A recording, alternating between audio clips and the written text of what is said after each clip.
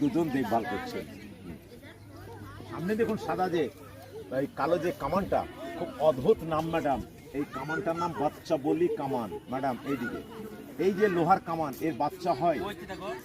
লোহার কামানের আদৌ বুঝি শুনেছেন বাচ্চা হয়? হয় না। তাহলে এই যে লোহার কামান, এটাকে বাচ্চা বলি বলা হলো কেন? এই যে হাজারদুয়ারি যিনি নবাব ছিলেন, ইনি ছিলেন পরাধীন পাপেট নবাব। এই কামানটাকে, এই নদীটার নাম হচ্ছে ভাগীরথী। এই যে আপনি হিন্দু, আপনি পুজো করেছেন তো, করেন তো? তো দেখি এতদিন কি পুজো করেছেন, যা করছেন ভুল পুজো করেছেন, আজকের পর থেকে কারেকশন করে নেবেন, এই ভুলটা করবেন না। যে কোনো দেবতাকে যখন পুজো করে এসেছেন এতদিন, বা করবেন গিয়ে কোন জল দিয়ে? গঙ্গা জলে। তাহলে গঙ্গা জলে আপনার সব দেবতার পুজো হচ্ছে, কিন্তু গঙ্গা নিজের জলে নিজের পুজো হচ্ছে না। তাহলে ওকে কোন জল দিয়ে করবেন? এবার ওকে তো পুজো করতে হবে, তাহলে ওকে কোন জল দিয়ে করবেন? আপনারা সবাই জানেন কেউ হবে না, গঙ্গা জলে গঙ্গা পুজো হবে না।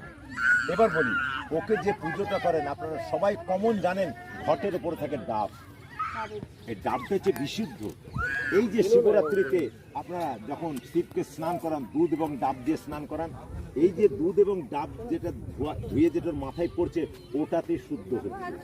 তাই আজকের পর থেকে নদী, পুকুর, কল, যেখানকার খুশি জল নেন, জারে করে নিয়ে চলে যান, নিয়ে তাতে পুজো করার আগে একটু ডাবের জল মিশিয়ে পুজোটা করে 16 আনা পুজো হবে, নাহলে নম নম সরাই হবে। তাহলে এটা আপনাদের জানা হলো। তাহলে ডাবের জল না হলে আপনার শুদ্ধ হবে না। তাই দেখবেন পুরো ডাবের জল আগেই তৈরি রাখে দিয়ে পুজোটা করে।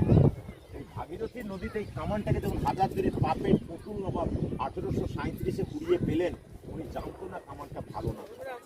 এই কামানটার মুখে 18 কেজি বারুদ আর 18 কেজি পাট দিয়ে আগুন দিয়ে যখন ব্লাস্ট করালেন, এই কামানটাকে বিকট বিভৎস একটা আওয়াজ হয়েছে।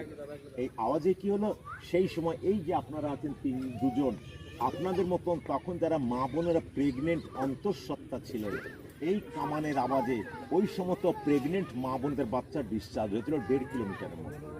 আর যারা কাছে ছিল আওয়াজে, আর যারা কাছে ছিল তারা সঙ্গে সঙ্গে স্পট করে।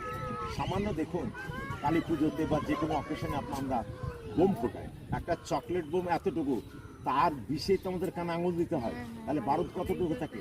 সামান্য। তাহলে 18 কিলো বারুদ মানে কি ভয়ানক অবস্থা হতে পারে। এই আওয়াজে 1.5 কিলোমিটার মা বোনদের বাচ্চা নষ্ট হয়েছে। আর যারা কাছে ছিল তারা সঙ্গে সঙ্গে স্পট করে। এই মা বোনদের বাচ্চা মারা যাবার কারণে নবাব চিরদিনের জন্য কামানটাকে সিল করে দুঃখের সহিত নাম দিলেন বাচ্চা বলি। কামানকে বাচ্চা বলি বা আওয়াজে নষ্ট হয়ে মারা যায়।